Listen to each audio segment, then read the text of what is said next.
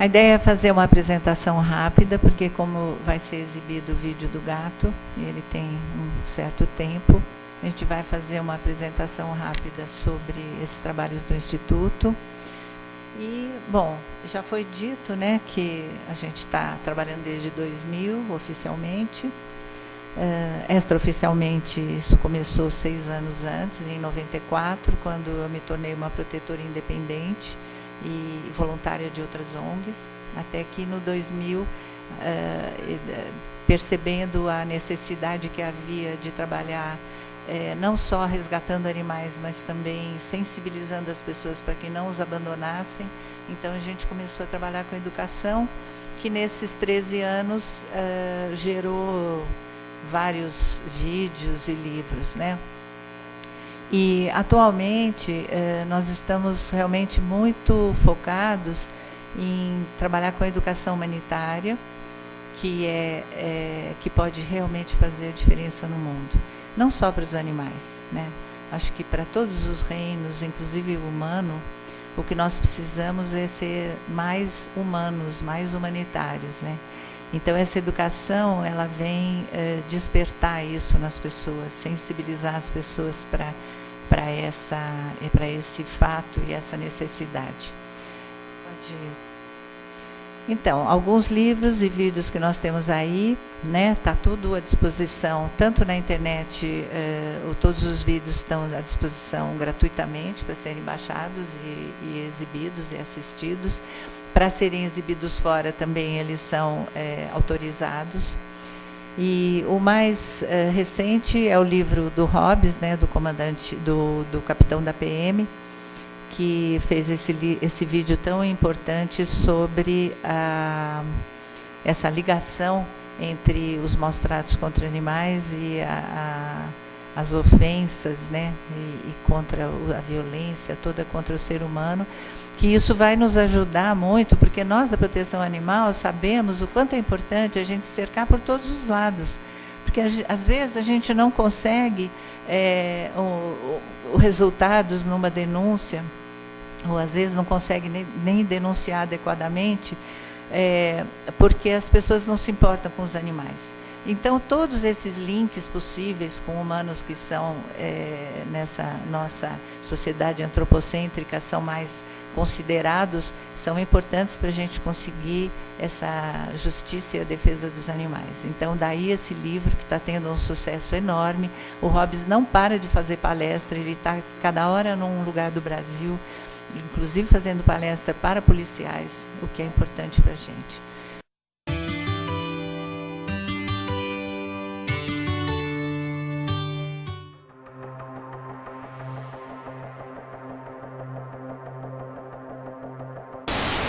Kowalski vivia nas ruas, até que um dia apareceu com o olho esquerdo furado. Alguns casos de maus tratos contra animais viram notícia. No Rio Grande do Sul, uma mulher foi flagrada por um vizinho espancando um filhote de poodle na frente do filho.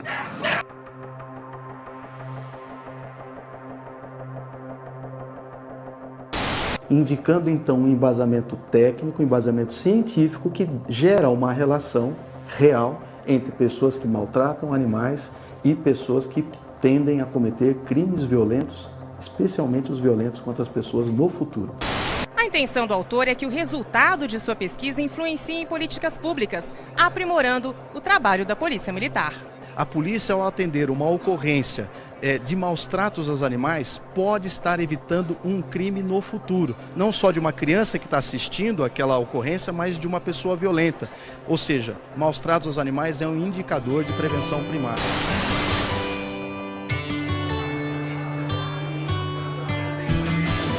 Falar sobre proteção aos animais tem tudo a ver comigo como Marcelo, mas como capitão da polícia, isso é uma obrigação minha. É claro que eu acredito no que eu escrevi e o livro reflete isso que eu acredito, ou seja, há sim uma vinculação clara entre pessoas que cometem maus tratos aos animais e que podem cometer crimes violentos no futuro. Ter esse link, né, da relação dos maus tratos com os animais e da violência contra humanos pode trazer muito mais pessoas para esse novo olhar para com os animais e também pode trazer credibilidade maior e maior atenção às denúncias de maus tratos com relação aos animais. Então acreditamos que esse link pode nos ajudar a conseguir que os animais tenham seus direitos mais respeitados. O lançamento desse livro é importantíssimo para o movimento de proteção e defesa animal, principalmente neste momento em que nós estamos na reforma do Código Penal. O nosso movimento, que é do qual eu faço parte, que é o Crueldade Nunca Mais, enviou a tese de mestrado do Capitão Hobbes para Brasília para ser apensado ao projeto de lei da reforma do Código Penal. E nós vamos mandar para Brasília agora o livro para que o senador Pedro Taques, que é o relator do Código Penal, tenha acesso a dados oficiais. E essa é a primeira publicação nacional que nós temos com dados oficiais da Polícia Militar. Eu acredito que comprar esse livro, mais pessoas se conscientizarão para o problema que existe. Eu sou ativista vegana, uma posição abolicionista pelos direitos animais e também participo de movimentos sociais, pelos direitos humanos e tal. Então, é aquela relação que a gente já desconfia, de que a crueldade contra animais está relacionada, à crueldade contra as pessoas, Esse livro traz uma contribuição, traz um embasamento que a gente precisava. Se você acredita nisso e precisa de um embasamento teórico, um embasamento científico para cobrar autoridades, para te ajudar no seu dia a dia, o livro está à disposição. E mais, ao adquirir esse livro, você poderá ajudar os projetos do Instituto Nina Rosa, um instituto tudo a ver com bem-estar animal e com aspectos envolvendo a humanidade de uma forma geral.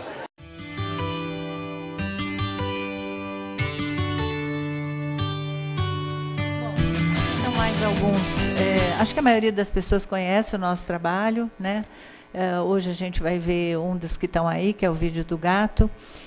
Existe um outro vídeo também aí que não é nosso, que é o dos animais em condomínio, que foi feito em Salvador pelo Francisco Ataíde, um ativista também, que ele trata da parte jurídica da proibição de animais em condomínios e edifícios, mostrando como isso é contra, como isso vai contra a Constituição Federal.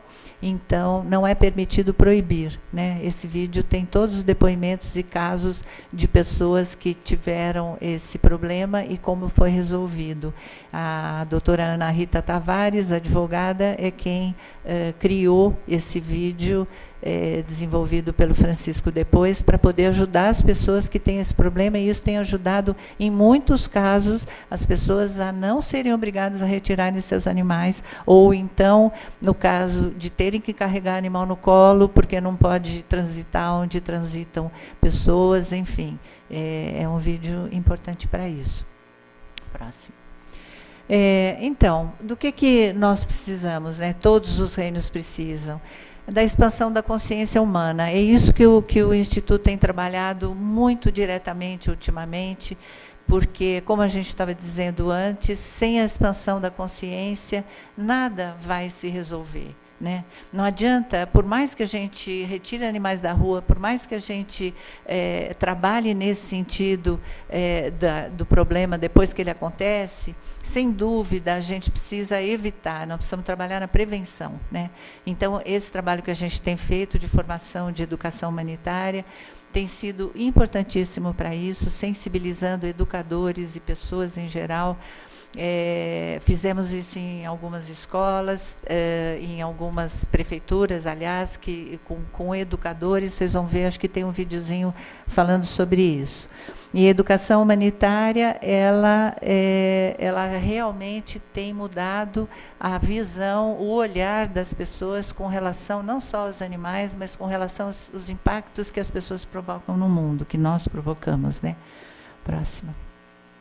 Esse livro, então, é excelente, a gente traduziu para o português, conseguimos alguns exemplares, porque a gente teve que pagar a royalty, mas é uma educadora americana, Zoe Weil, que trabalha há 20 anos com isso, cofundadora do movimento movimento de proteção animal, do movimento de educação humanitária americano.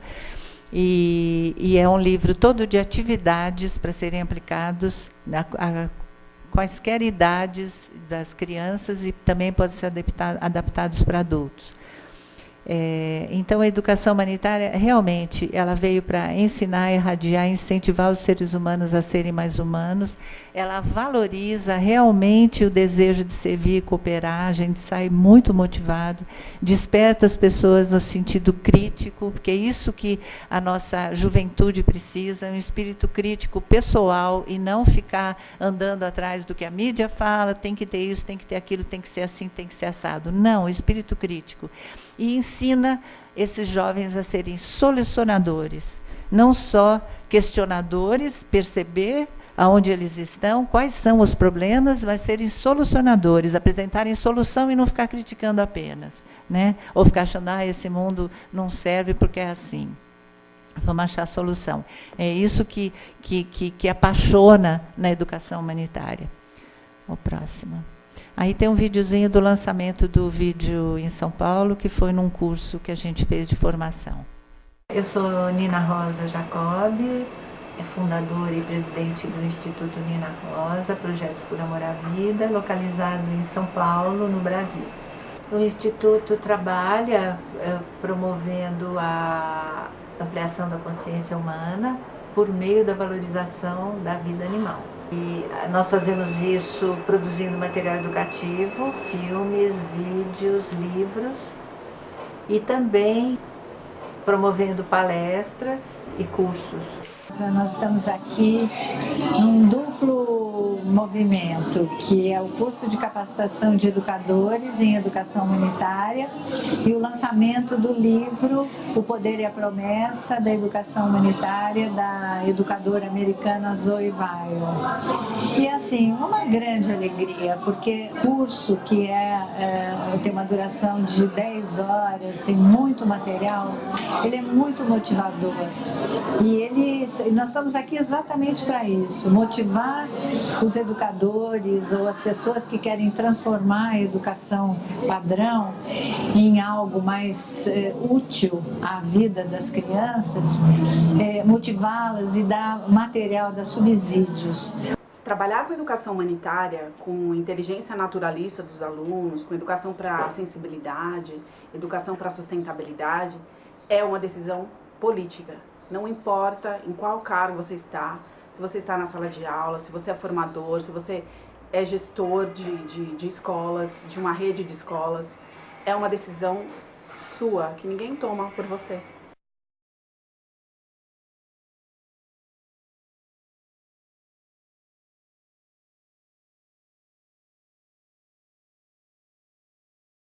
Capacita educadores para trabalhar a valorização dos animais em sala de aula.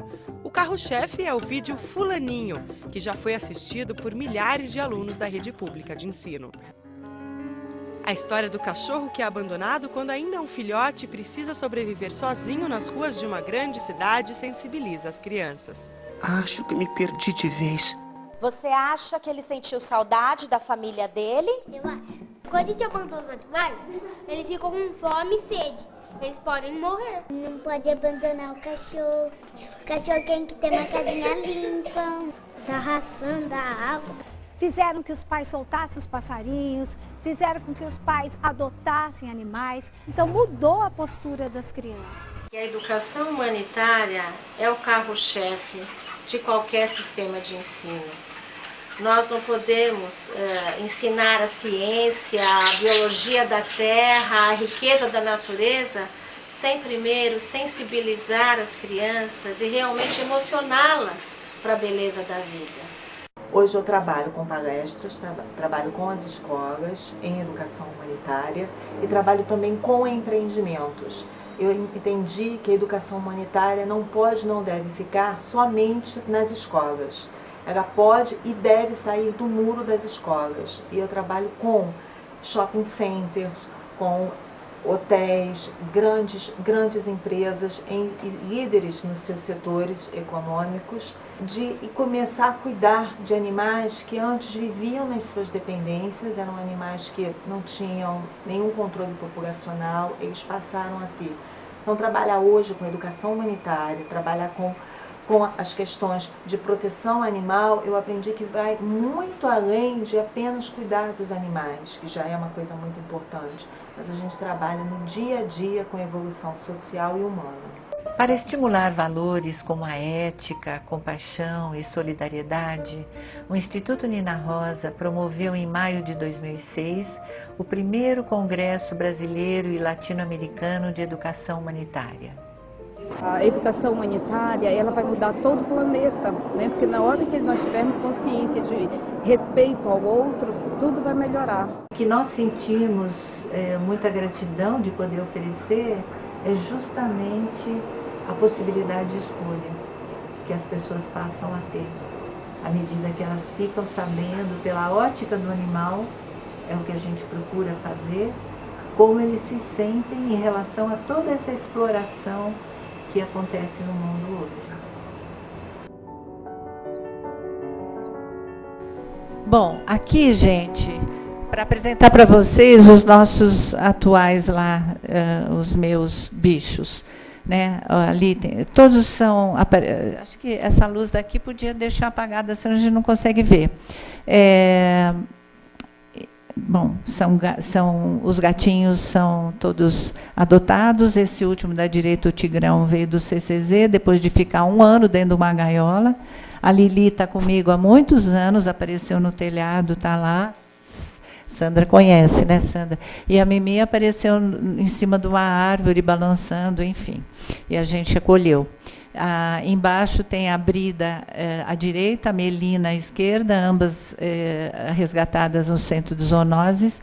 Estão comigo há aproximadamente 5 anos, sendo que a Melina da esquerda, essa foto é dessa semana, ela tem 21 anos.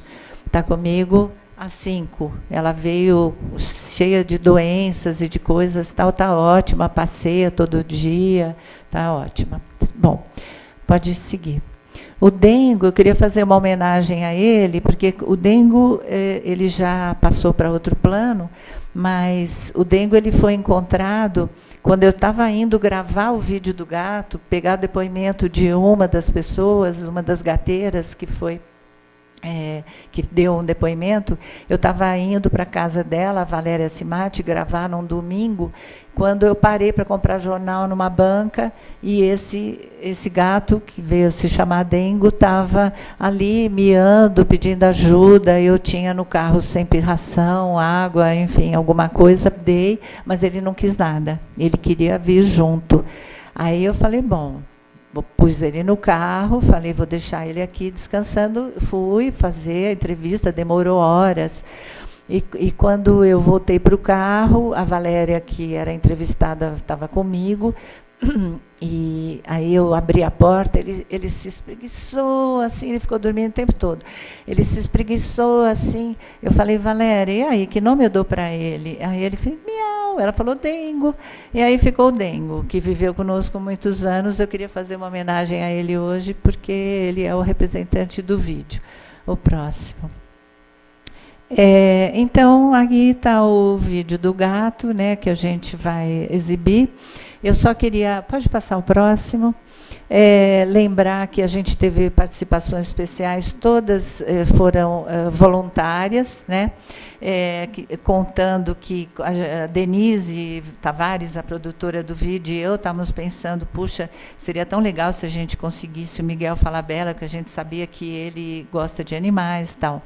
E ele estava numa peça em São Paulo, na época, com a Cláudia Raia, e nós pensamos assim, bom, vamos assistir o vídeo, né? Vamos assistir a peça para ver se a gente depois consegue falar com ele. Aí assistimos a peça, que por sinal foi ótima, bem engraçada. Quando terminou, a gente foi assim, tímidas, mas com cara de pau, né? Porque pelos animais a gente faz qualquer coisa. A gente foi lá no camarim e ninguém nos interrompeu, nem barrou a nossa entrada. Aí encontramos uma pessoa, será que a gente pode falar com o Miguel? Ele falou, entra. E a gente entrou, o Miguel estava lá numa salinha, sentado. Aí eu tinha levado o material do Instituto, o que nós tínhamos na época.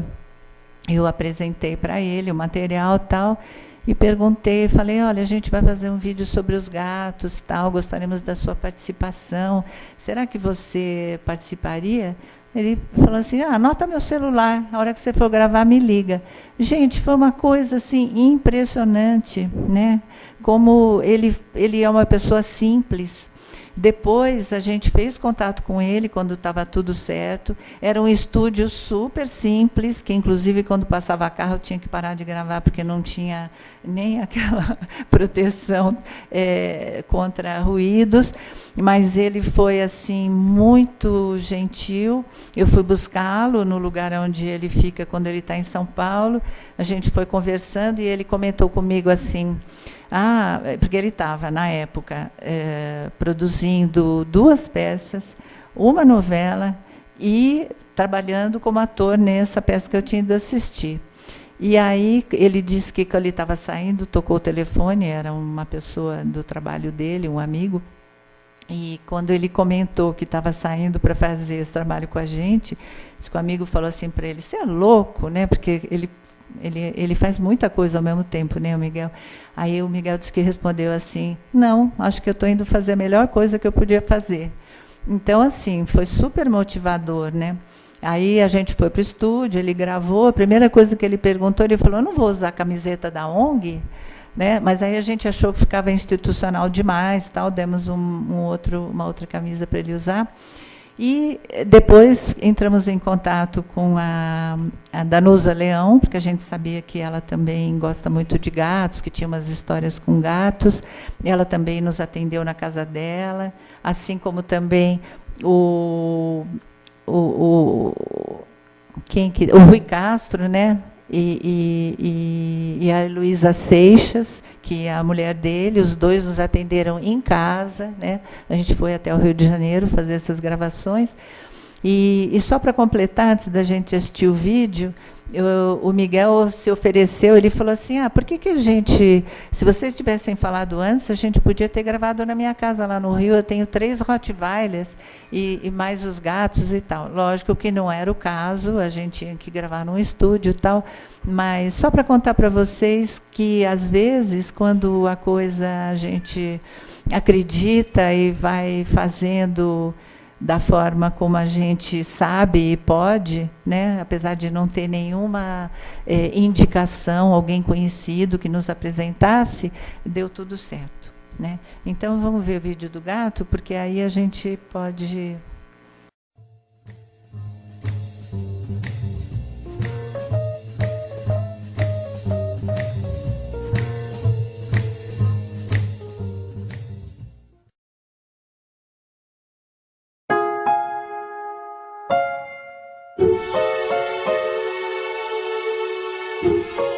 O gato este incompreendido.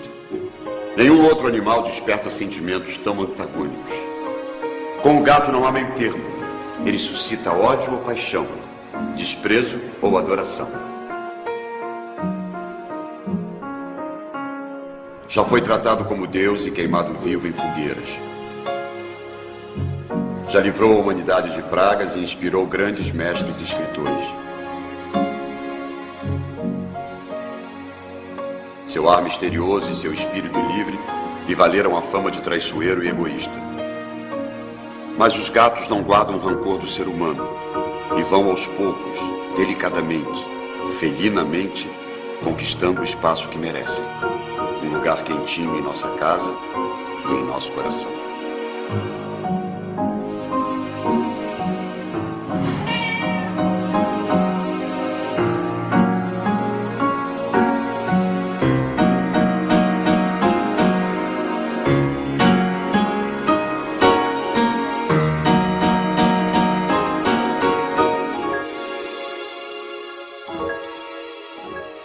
Gato é uma delícia, porque conviver com gato... primeiro que eu acho que se as pessoas se dessem uma chance, as pessoas têm muito preconceito, mas por falta de conhecimento.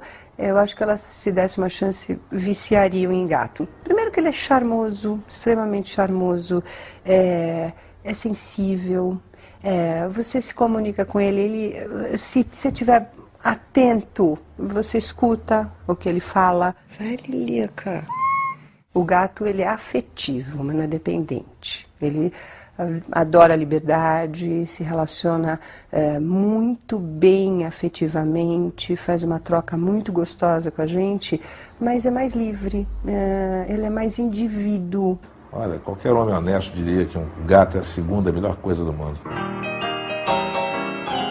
São bichos muito independentes, eu diria muito cientes da sua felinidade, não é? Do seu jeito de ser, e eles aceitam muito bem relação tanto com outros gatos, como com cachorros, como com pessoas, desde que eles percebam nessa relação uma troca que para eles seja lucrativa. Mas essas características fazem com que eu sinta que eu tenho uma... Olha, a palavra que eu uso é uma pessoa, viu? Em casa, que não é um boboca. Quer dizer, se eu fizer alguma coisa com ele, ele fica com raiva de mim. Outro dia eu tirei ele do quarto, que ele estava fazendo muita bagunça de noite. Ele ficou 4 dias sem falar comigo. Quer dizer, é uma relação que existe. Então, quem tem gato tem que saber isso, que eles vão fazer o que tem vontade. Aí a gente tem que estabelecer alguns limites, mas a gente tem que se adaptar também à natureza deles. Não adianta você achar que gritando, batendo, impondo regras, que você vai treinar. De jeito nenhum. Gato é gato, é livre, é independente, é o que eles têm de mais fascinante. Eles são tão dignos que os gatos, quando sofrem, eles não gemem. É muito difícil um gato gemer. O gato sofre calado. O gato só faz aquilo que ele acha que deve fazer. Então, você, por um lado, vai desistir de tentar ensinar algumas coisas. Por outro, você vai perceber que quando ele vem, por exemplo, te dar um carinho, ele está inteiro naquilo que ele faz. Ele jamais vai passar o rabo em você para te fazer um favor, porque notou que você está carente. Ele está todo ali, inteiro naquele gesto. Se o gato faz alguma coisa, nós chamamos de instinto. Se nós fazemos a mesma coisa por algum motivo, chamamos de inteligência. Normalmente as pessoas tendem a achar que inteligência é sinônimo do animal repetir o que o proprietário quer que ele faça. Vai buscar a bola, vai buscar a comida que está ali, ou vai pegar o osso. O gato não faz nada disso, né? Mas não significa que ele não é inteligente.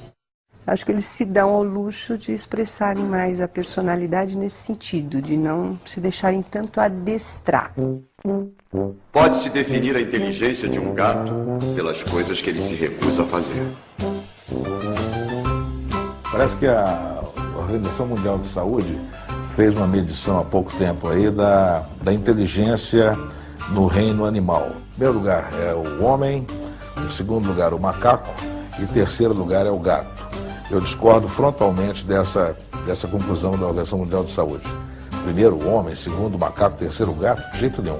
Na minha lista, em primeiro lugar a mulher, em segundo lugar o gato, em terceiro lugar o macaco e o homem lá para quinto ou sexto lugar, atrás do pernilongo, da lagartixa, do papagaio e de outros bichos.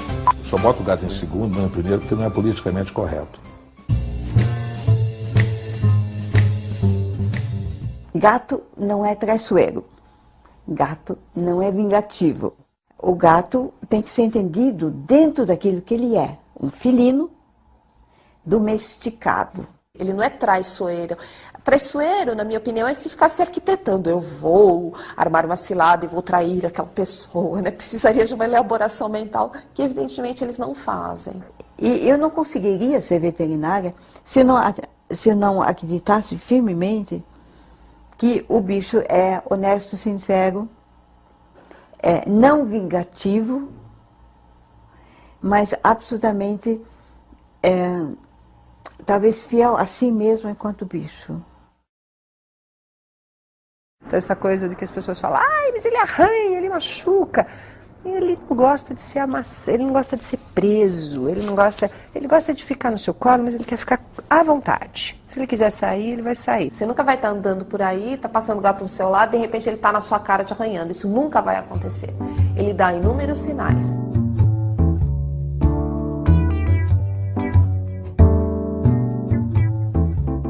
começa a pôr a orelhinha para trás, começa a vocalizar agressivamente, a ponta da cauda começa a balançar de maneira nervosa. Ele gosta de fazer o que ele gosta de fazer. Eu não vejo a Dinorá, ela some debaixo da cama e só aparece lá pelas 7 da noite, aparece um pouquinho, porque o Haroldo é muito ciumento. Então se a Dinorá chega, ele fica assim naquela posição de ataque em cima da cama. Quando ela passa em volta da cama, ele fica em cima da cama assim, vendo onde ela está, com o olho assim, e se ela ousa chegar perto, ele avança em cima dela, que ela sai chispada, mas chispada. As pessoas reclamam ou porque o gato está muito agressivo, ou porque o gato está muito arredio, né? Também porque o gato é hiperativo às vezes, né? E para isso os florais funcionam sempre muito bem.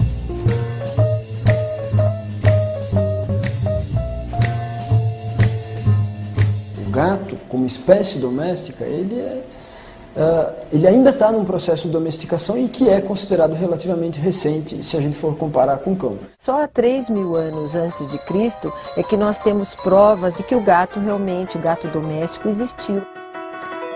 E os egípcios tinham uma relação muito grande com gato e mitologia.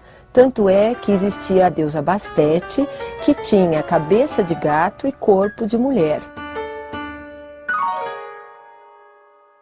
Mas, infelizmente, quando chegou na Idade Média, a população diminuiu muito do gato, porque uniu-se a ideia do gato com a bruxa. E as bruxas eram queimadas em fogueiras, juntamente com seus gatos. Depois disso, na Europa veio a peste negra, que os ratos invadiram realmente as casas e trouxeram muitas doenças para as pessoas. E com isto é que as pessoas perceberam o quão importante era se ter um gato em casa, para que ele controlasse essa peste.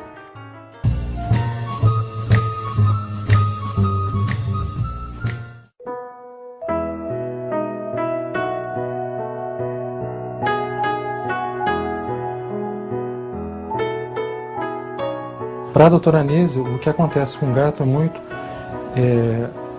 as pessoas pegam as dificuldades que elas têm internas e projetam no gato. Elas jogam no gato tudo que elas têm de pior. Então o gato passa a ser maléfico, ruim, perigoso. Mas ela fala que você convivendo com o gato, você não percebe isso. O gato não tem nada disso. O gato ele é companheiro. Agora ele é companheiro do jeito dele, não é que nem o cachorro. Você não vai querer que o gato seja um cachorro.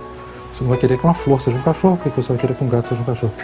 Então o gato ele vai ser companheiro do modo dele. Então ele sai na hora que ele quer, ele volta na hora que ele quer. E ela fala que acha, na opinião dela, que o ser humano não gosta do gato porque o gato ele é muito dono de si, ele tem muita autonomia. E o ser humano não gosta tanto de quem tem autonomia. O gato é um ser essencialmente livre. E essa liberdade desafia o homem.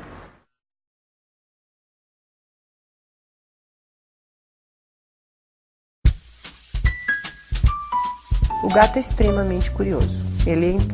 Às vezes você fala, como é que esse gato veio parar aqui? Curiosidade. Então, eu acho que ele é explorador. E ele é um caçador, né? Ele é um caçador. A intenção dele é ir descobrir uma outra coisa. O que tem ali?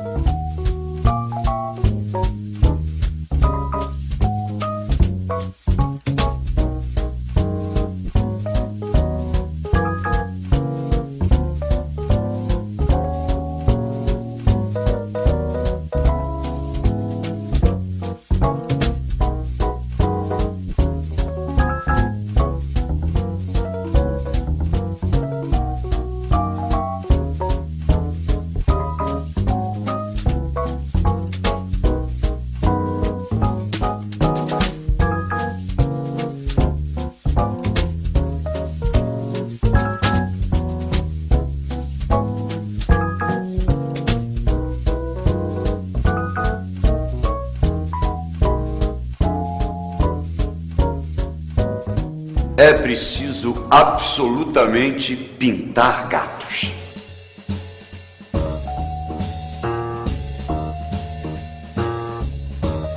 O gato tem uma elegância natural, não importa a raça dele, né? O gato é um bicho, né, que tem movimentos que nenhum outro bicho na natureza tem. Você vê um gato, ele é uma pintura. Leonardo da Vinci falava que o gato era uma obra de arte.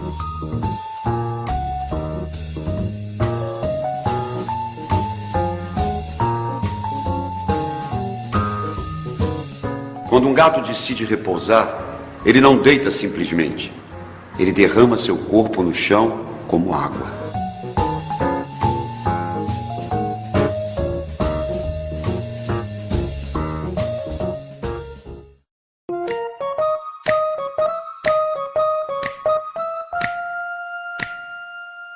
Isso é uma coisa que me impressiona muito, como o gato está equipado para ser letal. Qualquer gato que pule na gente, que pule no pescoço da gente, tem uma capacidade de causar dano enorme, né? Porque ele tem aquelas garras afiadíssimas, as presas afiadíssimas. E como isso tudo vira uma doçura no contato com a gente. Tipo, é um mini tigre dentro da sua casa. Daí ele tem uma postura assim de felino, você fala, nossa, é lindo de ver. Deus fez o gato para que o homem tivesse o prazer de acariciar o tigre. Essa questão desse duplo comportamento, da delicadeza e da força num único animal, tão pequeno que aparentemente é tão frágil, né? E tão bonito, que está sempre bonito, sempre bem cuidado, sempre com um pelo super em ódio, os olhos sempre brilhantes, muito atentos, né, a qualquer ruído. Ele é um excelente caçador, é um animal que tem uma rapidez no deslocamento bastante grande e ele sobe em locais assim inacreditavelmente altos. Ele tem uma massa muscular extremamente bem desenvolvida, né? A ossatura deles é longa comparada com o tamanho do gato. Tudo isso dá para o gato uma agilidade que muitas vezes a gente não vê em outras espécies. Se o homem pudesse cruzar com o gato, isso certamente melhoraria o homem, mas pioraria o gato. Então, o olhar do gato, a própria conformação do globo ocular, a posição da pupila, tudo isso foram características que foram, ao longo do tempo, sendo aprimoradas para garantir que ele tivesse uma condição de sobrevivência no ambiente natural com mais facilidade. O gato tem um olfato absurdamente apurado. Tanto que o proprietário muitas vezes fala, o meu gato só come carne do açougue X. Se eu comprar a carne no açougue Y, ele não come. Não, o gato não é fresco. Desde que você lembre que ele gosta de leite no pires rosa e peixe no prato azul.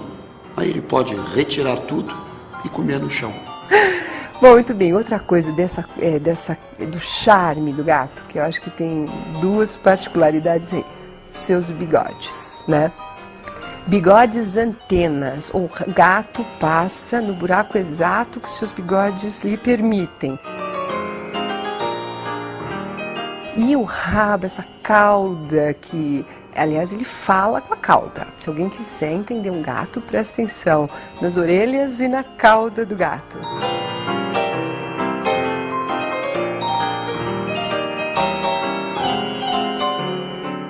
Olha, você vai fazer um carinho nele, ele não quer, você passa a mão, ele abaixa a cauda. Abaixa e ele vai embora. Se ele quer um carinho repetido, você passa a mão, ele sobe a cauda. Ele diz, ai, faz mais.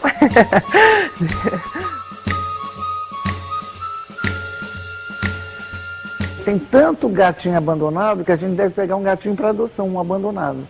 Não se deve comprar, ir para feira de gato, nada disso. Deve ser assim, apanhado como esse aqui, que é vira-latinha e que a gente adora ele assim mesmo. Um gato não se vira sozinho, como algumas pessoas pensam, né? Tanto que é muito triste você ver um gato na rua, abandonado. Acho que o gato não se basta, ele se basta enquanto, vamos dizer, ser vivo. Ele tem um lado mais zen, assim, vamos dizer assim, de solidão, de gostar da própria companhia, né? O que o gato tem, às vezes, é mais facilidade em pular num muro, escapar de ser morto por alguém, mas eles são, né, tão frágeis, vamos dizer assim, para sobreviver quanto os cães.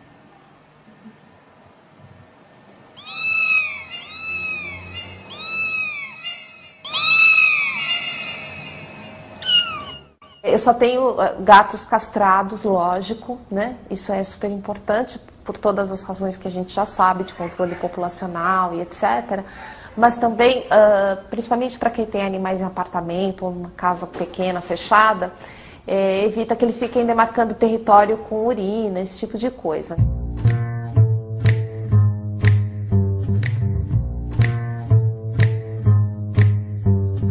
Eu me sinto meio lunática de falar isso, mas é que é muito evidente que você está num dia inquieto, ele fica inquieto. Se você está triste, ele tenta chegar mais junto, sabe? Ele, na verdade, age como um incenso dentro da sua casa. Ele vai neutralizar as energias que, porventura, estejam negativas. Eu estava doente, eu estava bem doente, uma bronquite forte, estava bem doente mesmo.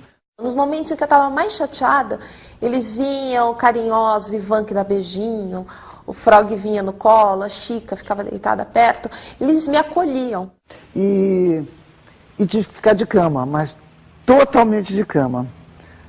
Você sabe que ele não me largou um minuto, né? Então eles têm uma sensibilidade, parece que eles captam os momentos em que nós estamos realmente mais chateados.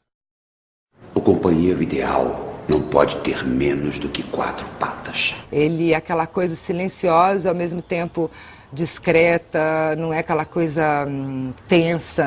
Então, meu trabalho favorece a companhia de um gato, porque o gato é notívago também, né? Gosta de observar as coisas, é quietinho, não é de aprontar. E aquela coisa de falar, tô aqui, mas, sabe, sem grandes afetações, sem grandes ataques. Então, a minha companhia ideal. Né, meu amor? Ao longo da história, muitos escritores tinham gatos e têm gatos, né? Então eu acho que isso é porque os gatos têm uma profundidade no relacionamento com a gente, na maneira de ser, que eles ensinam muitas coisas e eles levam à reflexão. O cão é prosa, o gato é poesia. É uma coisa assim meio tola talvez de falar, mas eles inspiram a gente. Talvez por isso eles tenham essa ligação com os escritores e também inspirem tantas histórias e tantos textos, né?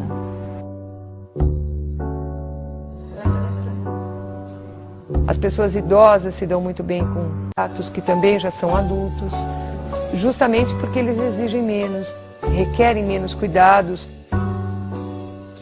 O corpo do gato tem um poder curativo muito maior que o corpo do cão.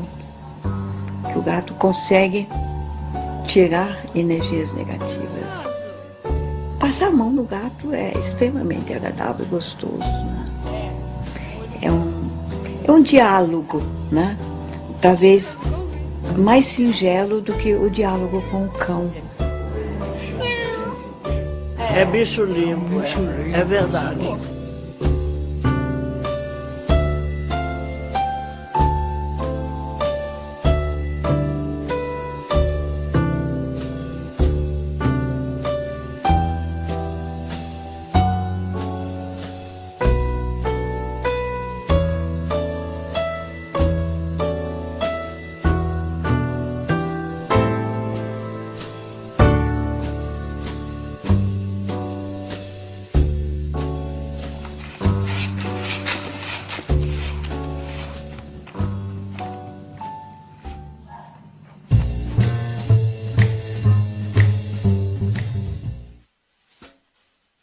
Primeiro que o gato não transmite asma para ninguém.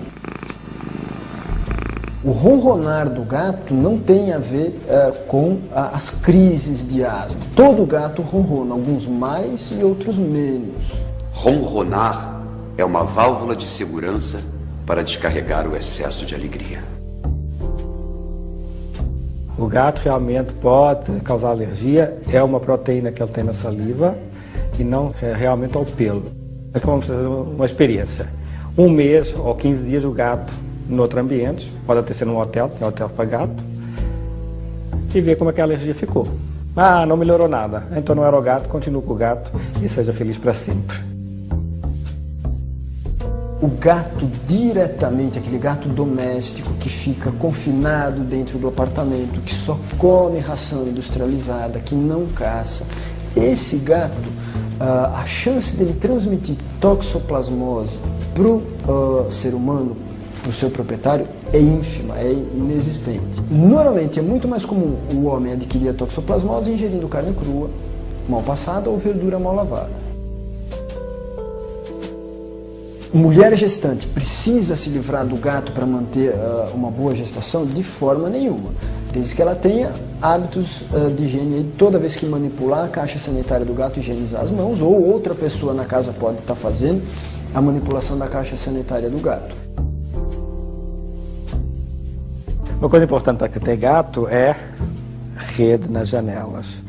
Essa história do gato suicida que se joga, coitadinho, está desgostoso com a vida, não é bem assim. Na realidade o gato cai.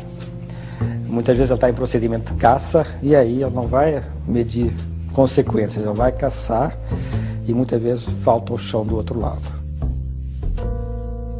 Porque há um conceito muito antigo de que o gato é ligado ao local e não ao dono. Isso era antigamente em que o gato só ia à casa para comer e dormia também, passava o resto do dia fora. Então realmente ele estabelecia o seu território e pouco tinha de interação com o proprietário. Atualmente não, os gatos são ligados ao proprietário e essa relação é bastante estreita. Na realidade, o gato é um animal social e que se apega ao ser humano. E o ser humano vira referencial para ele. Eu acho que a grande diferença é que antes de ter gato, eu achava que o gato não estava nem aí pro dono. Isso que eu acho que é o que as pessoas não entendem, quem não tem gato, entendeu? Porque o fato dele ter vida própria não quer dizer que ele não está nem aí, né? Para mim, é o animal que, na natureza, melhor simboliza o equilíbrio. Eles ensinam a respeitar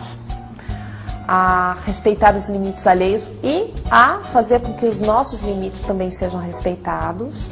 Ensinam a ter mais classe, de alguma forma. Por exemplo, a gente pode aprender a relaxar como um gato. A gente pode aprender a se espreguiçar como um gato. A gente pode aprender a não se estressar como um gato. Eles são, enfim, professores em uma série de artes, né? Eles dormem, eles sabem viver bem.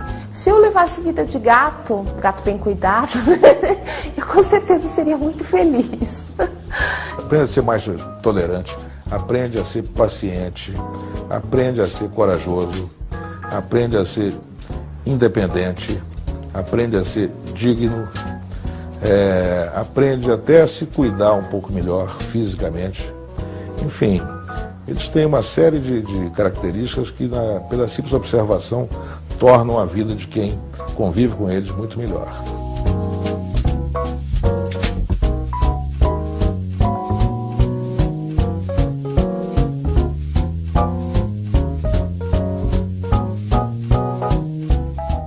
Finalmente, o homem começa a compreender e aceitar o gato como ele é, pura e deliciosamente felino.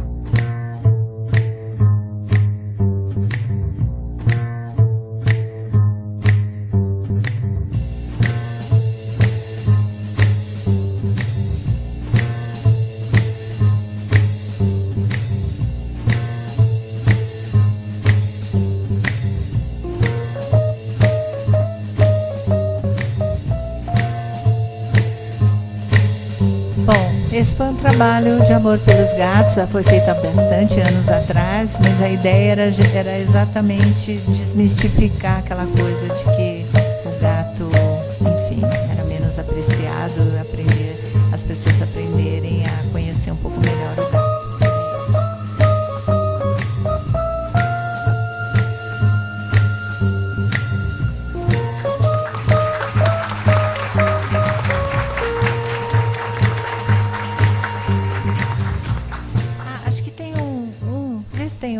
Que tem um hotel de gatos. Não sei se vocês conhecem Mamãe Gato, é um hotel de gato em São Paulo, que eu acho importante conhecer, que é da ONG Adote um Gatinho, a Susan e a... esqueci o nome agora. Juliana e a Susan. É um dos primeiros hotéis de gatos que a gente conhece em São Paulo e são super bem cuidados, só para constar.